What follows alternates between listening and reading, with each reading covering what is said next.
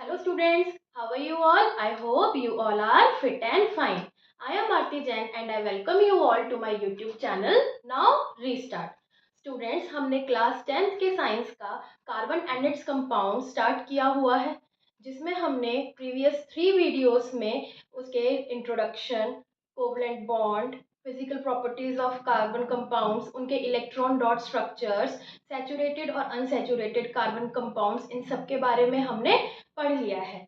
जिन भी बच्चों ने मेरी ये वीडियोस नहीं देखी हैं, डिस्क्रिप्शन में आपको उसका लिंक मिल जाएगा, प्लीज़ उसे देखिए और अगर आपको पसंद आए तो उसे लाइक ज़रूर कीजिए। ठीक है स्टूडेंट्स, तो आज हम उसी चैप्टर को कंटिन्यू करते हुए आज हम जो टॉपिक्स कवर करेंगे वो हैं functional groups, homologous series and nomenclature of carbon compounds. Students, ये आपका ऑर्गेनिक केमिस्ट्री का बिल्कुल बेस है। अगर आपको ये चीज़ समझ में आ गई तो आगे आपको केमिस्ट्री पढ़ने में कभी भी कोई भी डिफ़िकल्टी नहीं होगी। ऑर्गेनिक केमिस्ट्री मतलब जिस भी केमिस्ट्री में हम लोग कार्बन और उसके बने हुए कंपाउंड्स के बारे में पढ़ते हैं ना, उसे हम ऑर्गेनिक केमिस्ट्री कहते हैं। क्योंकि आप जानते ही हैं कि कार्बन के वर्सेटाइल नेचर की वजह से millions and billions of compounds हैं, तो इसीलिए इनकी स्टडी के लिए एक अलग से ब्रांच ऑफ केमिस्ट्री बनाई गई है, जिसको हम ऑर्गेनिक केमिस्ट्री कहते हैं और जिसका बेस यहीं से ही स्टार्ट होता है। अगर आज आपको ये अच्छे से क्लियर हो गया तो आपको आगे कोई डिफ़िकल्टी नहीं आएगी। एंड आई एम श्योर कि आज आपकी सारी क्वेरी, सारी डिफ़िकल्टी, सारा डर इस वीडियो के बाद सब खत्म हो जाएगा। तो जल्दी से अपने पेन, नोटबुक, पेपर सब कुछ रेडी करके बैठिए और मेरे साथ साथ नोट्स भी बनाते जाइए। ठीक है स्टूडेंट्स, तो चलिए आइए स्टार्ट करते हैं फंक्शनल ग्रुप्स। तो स्टूडेंट्स, सबसे पहले हमने जो इससे प्रीवियस वीडियो में पढ़ा था कि एल्केन्स होते हैं, एल्काइंस होते हैं, एल्कीन्स होते हैं, हाइड्रोकार्बन्स के बारे में हमने पढ़ा था ना। आई होप आप सब लोगों ने उसका अच्छे से रिवीजन किया होगा। हाइड्रोकार्बन्स हमने क्या पढ़ा था कि वो कार्बन कंपाउंड्स जिसके अंदर सिर्फ कार्बन एटम और हाइड्रोजन एटम्स यही होते हैं, यही पढ़ा था ना हमने। क्या अब आपके दिमाग में ये बात आई कि मैम कार्बन और हाइड्रोजन एटम से तो बने हुए कंपाउंड्स को हम लोग हाइड्रोकार्बन्स कहते हैं, ठीक है, जिसमें एल्केन्स, एल्कीन्स, एल्काइंस आते हैं। क्या हाइड्रोजन के अलावा हम और भी कोई एटम्स मतलब इसके साथ बॉन्ड बना सकते हैं? बिल्कुल बना सकते हैं। क्यों नहीं बना सकते? क्योंकि जो हमारा कार्बन होता है वो बहुत ही ज़्यादा फ्रेंडली होता है नेचर में। हमारा जो कार्बन होता है बहुत अच्छा फ्रेंड है, बहुत अच्छा दोस्त है, बहुत अच्छे बॉन्ड्स बनाता है। तो इसमें तो कोई डाउट ही नहीं है। कार्बन जो है वो किस किस के साथ फ्रेंड्स बना सकता है? बताइए, किस किस के साथ फ्रेंडशिप कर सकता है? ऑक्सीजन के साथ कर सकता है, नाइट्रोजन के साथ कर सकता है, आपका सल्फर के साथ कर सकता है और आपके हेलोजन एटम्स के साथ कर सकता है। ठीक है, तो जो ये हेलोजन और भी बहुत हैं जिनके साथ कर सकता है। ठीक है, ये मैंने फिलहाल कुछ एग्जाम्पल्स दिए हैं। मैम, ये हेलोजन एटम्स क्या चीज़ होती है? ये तो हमें नहीं समझ में आई। बेटे, हेलोजन एटम्स जब आप आगे 11th में आएंगे तो आप पीरियोडिक टेबल पढ़ेंगे। उसके अंदर हमने उस पीरियोडिक टेबल को मेटल्स और नॉन मेटल्स में क्लासिफाई किया हुआ है। आप जानते ही हैं कि जो नॉन मेटल्स होते हैं वो क्या करते हैं? इलेक्ट्रॉन्स को गेन करते हैं। तो बात आती है हेलोजन एटम्स की। हेलोजन एटम्स उसी के ग्रुप का ही एक पार्ट होते हैं, जिनके वैलेंस इलेक्ट्रॉन्स कितने होते हैं? 7। इनके वैलेंस इलेक्ट्रॉन्स कितने होते हैं बेटा? 7 होते हैं। अब क्योंकि 7 है यानी मोर देन 4 है, तो इसका मतलब ये नॉन मेटल हुए। और इसको अपना ऑक्टेट कंप्लीट करने के लिए क्या चाहिए? 1 इलेक्ट्रॉन चाहिए। तो मैम ये तो गेन कर लेगा ना, तो गेन करके तो ये आयनिक बॉन्ड बनाएगा, तो कार्बन के साथ मतलब तो गेन करके आयनिक बॉन्ड बनाएगा, वो बात बिल्कुल ठीक है। लेकिन कभी कभी ये कार्बन के साथ जुड़कर शेयरिंग भी कर लेता है। ठीक है, तो शेयरिंग करने से क्या होता है कि इसके भी ऑक्टेट कंप्लीट हो जाते हैं और कार्बन के भी, जस्ट लाइक हाइड्रोजन के साथ हाइड्रोजन को भी तो एक ही इलेक्ट्रॉन की ज़रूरत होती है ना, वो शेयरिंग कर लेता है। ऐसे ही हेलोजन एटम्स भी एक इलेक्ट्रॉन के लिए शेयरिंग कर लेते हैं। समझ में आई? अब इसमें कौन कौन से एटम्स आते हैं? इसके अंदर आते हैं हमारे फ्लोरीन, क्लोरीन, ब्रोमीन, आयोडीन, ये सब आते हैं। ठीक है, एक और आता है एटी करके, एस्टेंटियम। ठीक है, ये रेडियो एक्टिव एलिमेंट होता है, इससे आपका कोई लेना देना नहीं है। आपको ये 4 हेलोजन एटम्स याद रखने हैं। ये क्या है आपका फ्लोरीन, ये क्या है आपका क्लोरीन। ये इनके सिंबल्स बनाए हैं मैंने, है ना, क्योंकि सिंबल से ही आप कार्बन कंपाउंड, जैसे हम कार्बन कंपाउंड बनाते हैं तो CH सिंबल से तो लिखते हैं, ठीक है। और ये होता है आपका ब्रोमीन और ये होता है आपका आयोडीन, ठीक है। इसको लर्न करने की एक ट्रिक है कि F से fancy clothes bring ideal attention.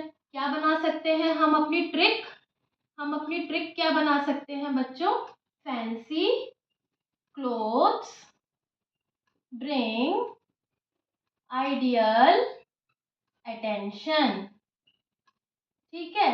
तो इसमें फैंसी यानी F से हो गया हमारा फ्लोरीन, C से हो गया क्लोथ्स में C से हो गया हमारा क्लोरीन, Br यानी ब्रिंग में जो Br है उससे हो गया हमारा ब्रोमीन और I से हो गया आयोडीन, ठीक है। तो इस तरीके से ये आपके हेलोजन एटम्स होते हैं। आई होप आपको हेलोजन एटम्स क्लियर हो गया होगा।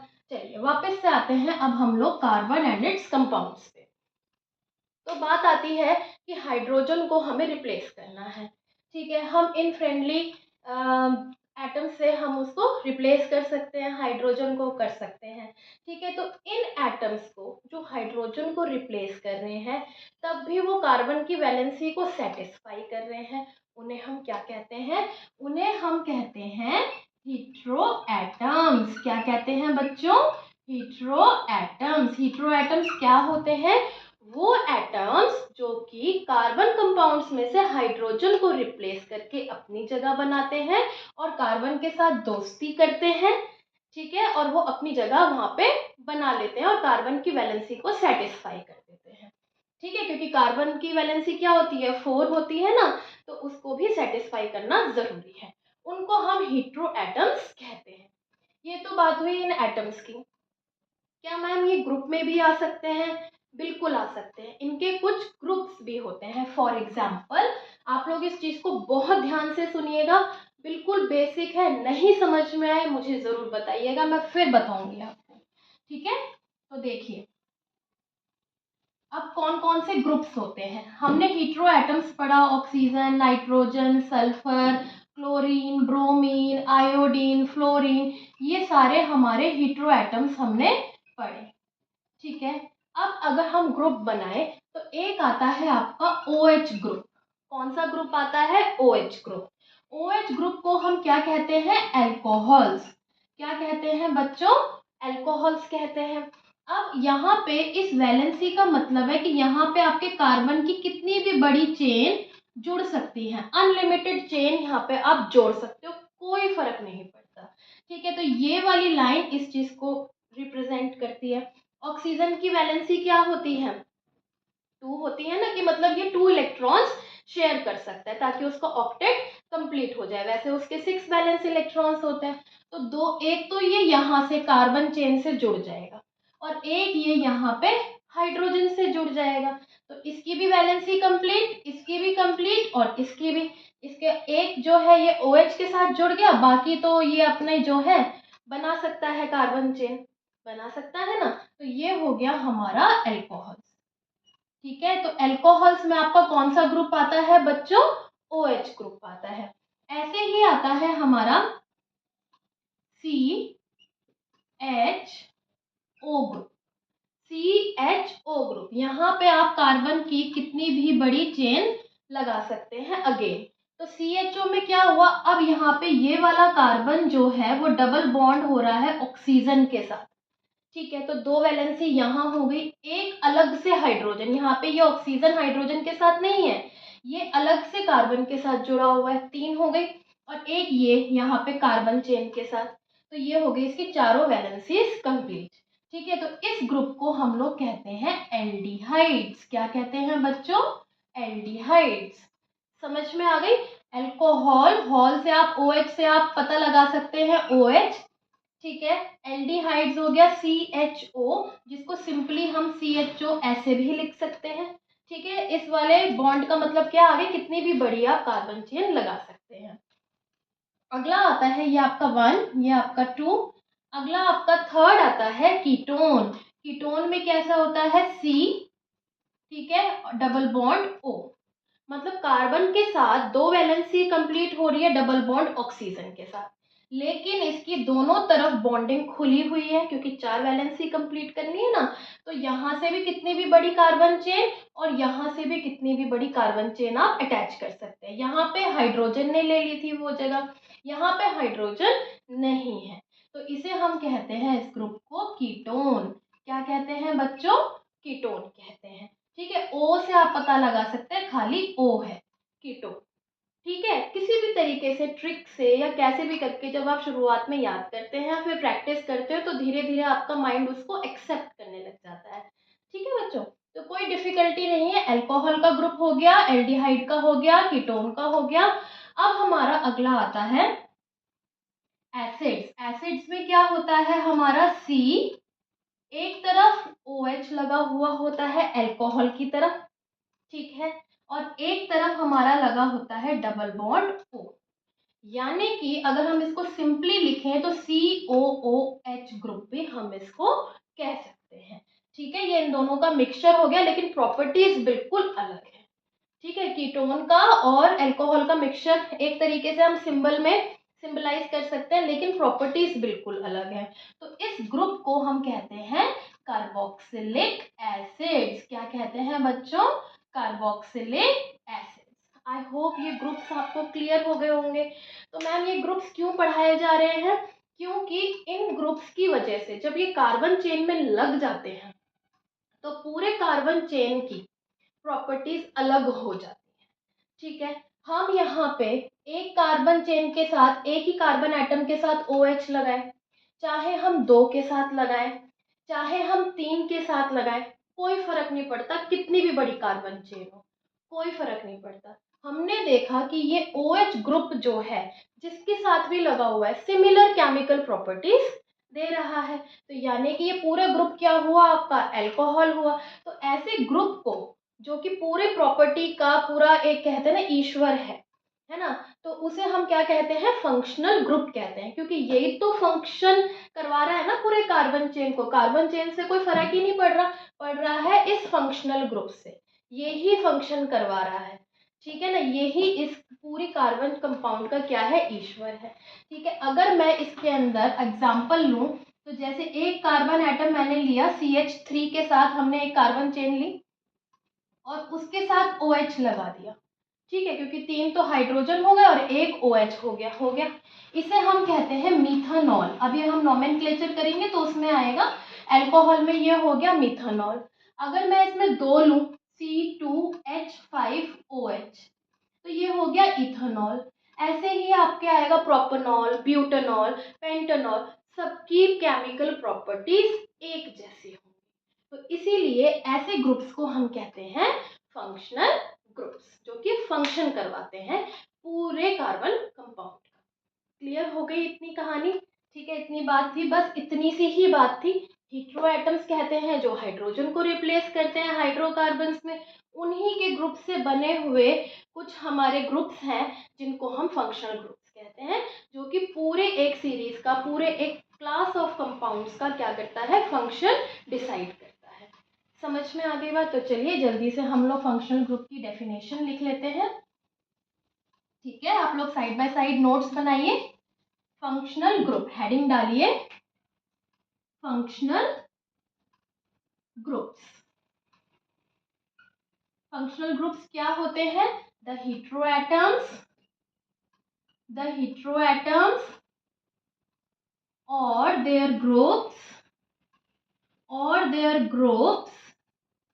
which confer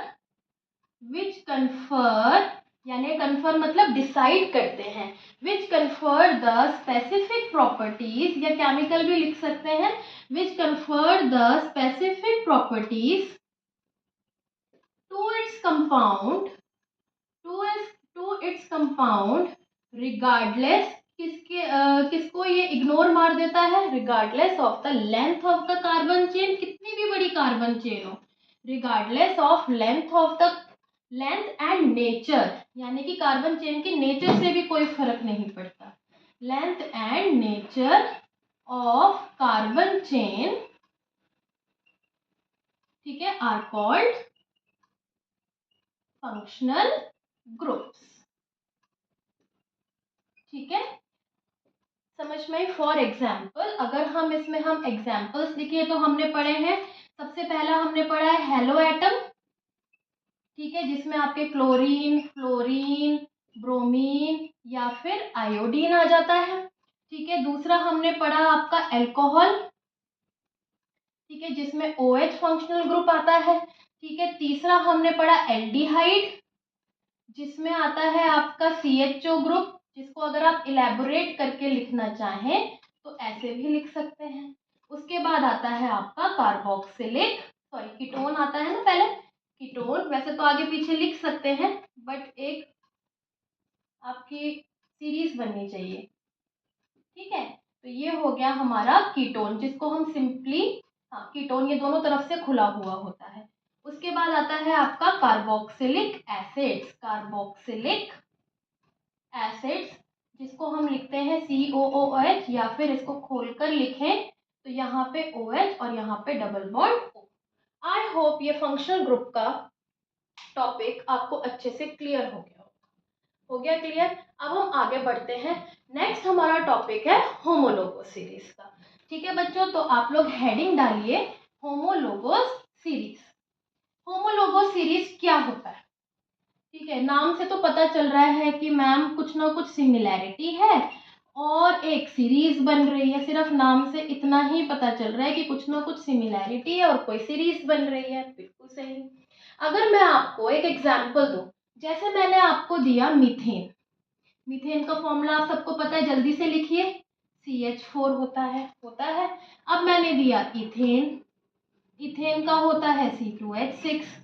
ठीक है, क्या इन दोनों में कुछ डिफरेंस है? कितने कार्बन एटम, कितने हाइड्रोजन एटम, कुछ समझ पा रहे हो इसमें? हाँ समझ पा रहे हैं मैम कि एक, दोनों में एक कार्बन एटम का डिफरेंस है, इसमें एक ज्यादा है। ठीक है, और इन दोनों में हाइड्रोजन में भी, इथेन में 2 हाइड्रोजन एटम ज्यादा है। यही यही फर्क दिखाई दे रहा है ना हमें कि इन दोनों में एक कार्बन एटम ज्यादा है इथेन में, और इथेन में 2 हाइड्रोजन एटम भी ज्यादा है। आगे बढ़ते हैं, प्रोपेन लेते हैं। हम क्या लेते हैं? प्रोपेन। प्रोपेन क्या होता है? C3H8। अब इन दोनों में देखो, अब इन दोनों में देखो कितना आया, C2 और C3 में एक C का गैप, H6 और H8 में 2, तो यहाँ पे भी CH2 और यहाँ पे भी CH2 का गैप। ये क्या हो रहा है? मतलब कि एक तरीके से आप जैसे रीजनिंग पढ़ते हैं ना, कि एक पैटर्न आपने मैथ्स में पढ़ा है कि इतने इतने के बाद स्किप काउंटिंग होती है, 2 4 6 8 या 4 8 12, इस तरीके से हमने पढ़ा है। इसी तरीके से हम इसमें भी एक सीरीज बना सकते हैं जिसमें कितने कितने का गैप आ रहा है, CH2 ग्रुप का गैप आ रहा है। तो ऐसी सीरीज जिसके अंदर आपका जो कार्बन कंपाउंड्स हैं सक्सेसिव, सक्सेसिव मतलब एक के बाद एक के बाद एक जो आ रहे हैं, जो फॉलोइंग कार्बन कंपाउंड्स हैं, सक्सेसिव कार्बन कंपाउंड्स हैं, उनके बीच में CH2 ग्रुप का फर्क आ रहा है, उस सीरीज को हम लोग होमोलोगस सीरीज कहते हैं। इतनी सी बात है, बस हो गया ये टॉपिक भी आपका, है ना? तो चलिए, अगर हम इसी को मैम किसी और एग्जाम्पल से, जैसे ये तो एल्केन्स का हो गया, और कोई सीरीज लें, एल्कीन्स की लें, एल्कीन्स की लेते हैं, चलो ठीक है, एक बार और कंफर्म हो जाएगा, है ना? तो C2H4 इथीन हो गया और C3H6 प्रोपीन हो गया। कितने का डिफरेंस आया? एक कार्बन एटम और 2 हाइड्रोजन एटम। हो गया ना इसमें भी? और कोई एग्जाम्पल? मैं फंक्शनल ग्रुप वाले में भी एक बार और बता दो, है ना? तो फंक्शनल ग्रुप वाले में कैसे होता है?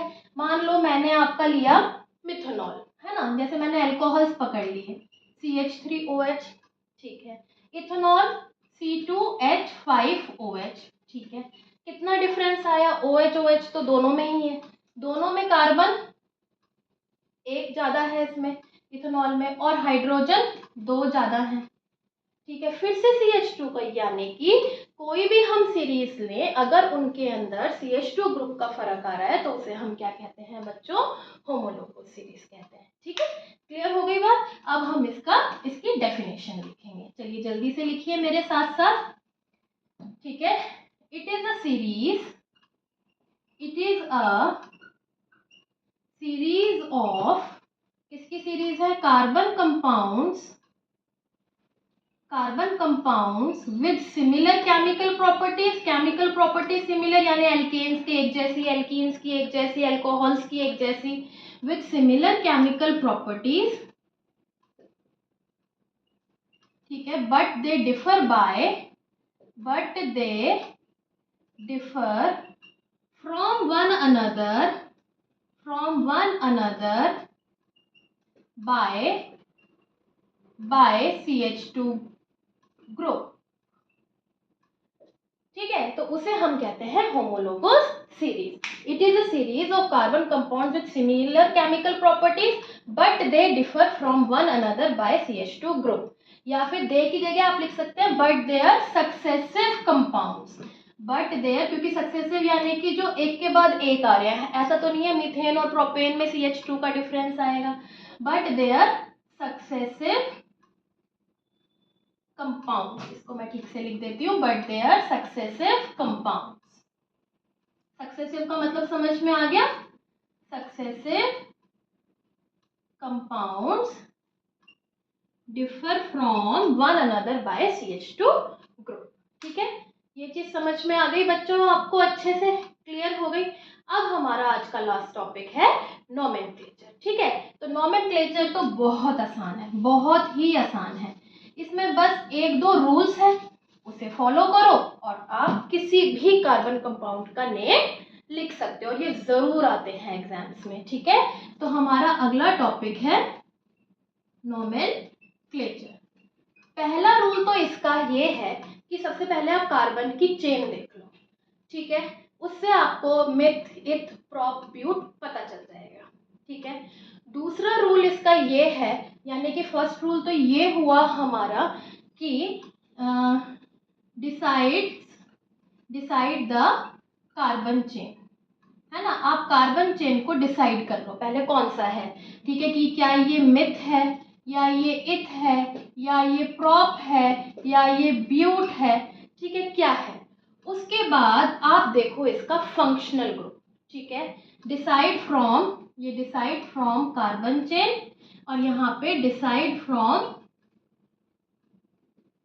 फंक्शनल ग्रुप, इसके लिए कुछ सफिक्सेस और कुछ प्रीफिक्सेस भी लगते हैं, ठीक है, जैसे कि अगर आपका OH है, ठीक है, तो OH के लिए आपका जो प्रीफिक्स लगता है, ये सफिक्स, हाँ, सफिक्स जो आपका लगता है वो लगता है OL, ठीक है। अगर हम एल्डिहाइड ग्रुप लें तो इसके लिए लगता है आल, ठीक है, जैसे कि ये है आपका, अगर हम इसके अंदर एग्जाम्पल लें, ठीक है, तो जैसे मिथनॉल है, मिथानॉल इस तरीके से बन जाएगा, ठीक है, इथानॉल, समझ में आ गई बात। अगर आपका कोई भी नाम है, फॉर एग्जाम्पल हम प्रोपेन ले लेते हैं, ठीक है, प्रोपेन है और आपका फंक्शनल ग्रुप जो है किसी वॉवल से स्टार्ट हो रहा है, O से, A से, A-E-I-O-U, अगर वो किसी वॉवल से स्टार्ट हो रहा है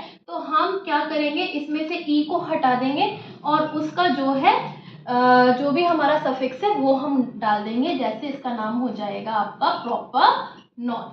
बस इतनी सी ही बात है, समझ में आ गई बात बेटे, ठीक है। तो अब हम पढ़ते हैं इसमें हम कौन कौन से सफिक्सेस और कौन कौन से प्रीफिक्सेस लगाते हैं, ठीक है, और उसके कुछ एग्जांपल्स करते हैं ताकि ये टॉपिक भी आपको क्रिस्टल क्लियर हो जाए, ठीक है बच्चों। तो जल्दी से अब हम लोग कर लेते हैं। सबसे पहला आता है आपका हेलो एटम आता है, ठीक है।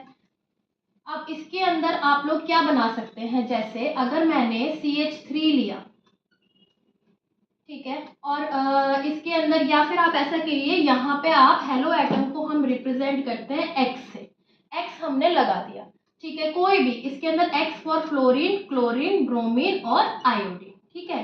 तो उससे हमारे पास क्या बनेगा, मान लो मैंने CH3Cl लगाया तो ये बन जाएगा आपका क्लोरोमीथेन, क्या बन जाएगा, क्लोरोमीथेन। अगर मैंने C2H5Br लगा दिया तो ये बन जाएगा आपका ब्रोमोइथेन, क्या बन जाएगा, ब्रोमोइथेन। तो ये क्या है, ये आपके क्या है, प्रीफिक्सेस हैं, ये हैं आपके प्रीफिक्सेस, क्योंकि ये वर्ड से पहले आ रहे हैं। हेलो एटम का क्लियर हो गया। इसके लिए फ्लोरो, इसके लिए क्लोरो, इसके लिए ब्रोमो और इसके लिए आयोडो। बाकी मीथेन, इथेन, प्रोपेन आप लगाते रहिए। ठीक है, ये चीज समझ में आ गई विद एग्जांपल। अगला आता है हमारा अल्कोहल, जिसमें हमारा OH ग्रुप होता है। ठीक है, तो इसके अंदर हम सफिक्स लगाते हैं ऑल का। ठीक है, फॉर एग्जांपल अगर मैं प्रोपेन में ही लूं तो ये 3 कार्बन एटम हो गए, यहाँ पे हाइड्रोजन जोड़ देती हूँ मैं और यहाँ पे OH। हाइड्रोजन आप अपने आप जोड़ लेना। तो यहाँ पे क्या आ गया आपका OH आ गया। तो इसको मैं क्या कहूंगी, प्रोपन, प्रोपन, ई हट गया और उसकी जगह पे क्या लग गया, ऑल, प्रोपनॉल। क्लियर हो गई बात। तो ये हो गया हमारा अल्कोहल का नोमेनक्लेचर। ठीक है, ऐसे ही आपके मिथनॉल, इथेनॉल, प्रोपेनॉल, ब्यूटेनॉल सब इसी तरीके से लिखे जाएंगे। आगे आते हैं हम लोग एल्डिहाइड्स पे। आगे आते हैं हम लोग एल्डिहाइड्स पे। एल्डिहाइड का क्या होता है, CHO ग्रुप होता है ना। तो इसका सफिक्स क्या होगा, इसका सफिक्स होगा आल, इसका सफिक्स होगा आल। तो अगर मैं इसमें भी प्रोप का एग्जांपल लूं, ठीक है, तो यहाँ पे आपका क्या आ जाएगा, 3 कार्बन एटम है जिसमें कि एक कार्बन एटम इस एल्डिहाइड का होता है। ये नहीं कि अलग से आप CHO लगा रहे हो, नहीं, ये वाला कार्बन एटम इसके अंदर ही होता है, एल्डिहाइड का ही होता है। तो 1 2 3, तो यानी 3 हो गए, यानी कि प्रोपन तो आएगा ही आएगा, प्रोपनाल, आल आ जाएगा। यहाँ पे आप इसके कार्बन एटम्स में हाइड्रोजन जोड़ सकते हैं। ठीक है, प्रोपनाल। क्लियर हो गई बात। अब आगे आते, इसी तरीके से आपका मिथेनॉल, प्रोपनाल, इथेनॉल, ब्यूटेनॉल ये सब बनेंगे।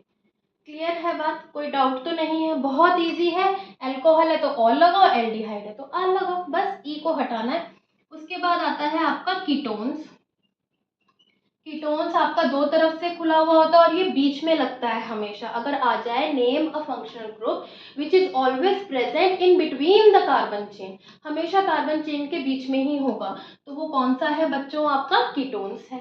ठीक है, तो इसमें आपका सफिक्स क्या लगेगा, ओन, क्या लगेगा, ओन। ठीक है, तो जैसे अगर मैं इसमें भी प्रॉप का ही एग्जाम्पल लेती हूँ और यहाँ पे डबल बॉन्ड लगा देती हूँ, बाकी आप वैलेंसीज कंप्लीट कर लीजिए। ठीक है, हाइड्रोजन से तो ये क्या बन जाएगा आपका, प्रोपेनॉन। ये क्या बन जाएगा आपका बच्चों, प्रोपेनॉन बन जाएगा। ठीक है, प्रोपेनॉन। ऐसे ही इथेनॉन, क्योंकि मिथ में तो ये आ नहीं सकता, इथ में भी नहीं आ सकता क्योंकि ये बीच में आएगा, तो इसकी स्टार्टिंग ही प्रोपेनॉन से होती है। Propanone, butanone, pentanone. ठीक है, अब उसके बाद आता है हमारा लास्ट है carboxylic acid. Carboxylic acid, carboxylic acids में ये वाला ग्रुप होता है ना, तो इसकी सफिक्स होती है हमारी ओइक, ओइक। तो अगर मैं इसमें भी प्रोप का ही एग्जांपल लूं, ठीक है, इसका भी कार्बन हमारे चेन के साथ ही इन्वॉल्व होगा, तो ये बन जाएगा आपका प्रोपेनोइक एसिड। एसिड वर्ड जरूर लगाना है इसके अंदर। ठीक है, तो ये बन गया हमारा प्रोपेनोइक एसिड। ऐसे ही ब्यूटेनोइक एसिड, हाँ, इथेनोइक एसिड, ये सब चीजें हैं। ठीक है, बाकी एक एल्कीन और एल्काइन का भी ग्रुप आता है, वो हमने प्रीवियस क्लास में बहुत अच्छे से क्लियर कर लिया था ना। तो ये आपके नोमेनक्लेचर हो गए। ठीक है, हेलो एटम से अल्कोहल से ऑल, एल्डिहाइड से आल, कीटोन से ओन, कार्बोक्सिलिक से एसिड से ओइक। आई होप आज का आपको टॉपिक अच्छे से क्लियर हो गया होगा। फंक्शनल ग्रुप किसे कहते हैं, होमोलोगो सीरीज किसे कहते हैं और नोमेनक्लेचर कैसे करते हैं।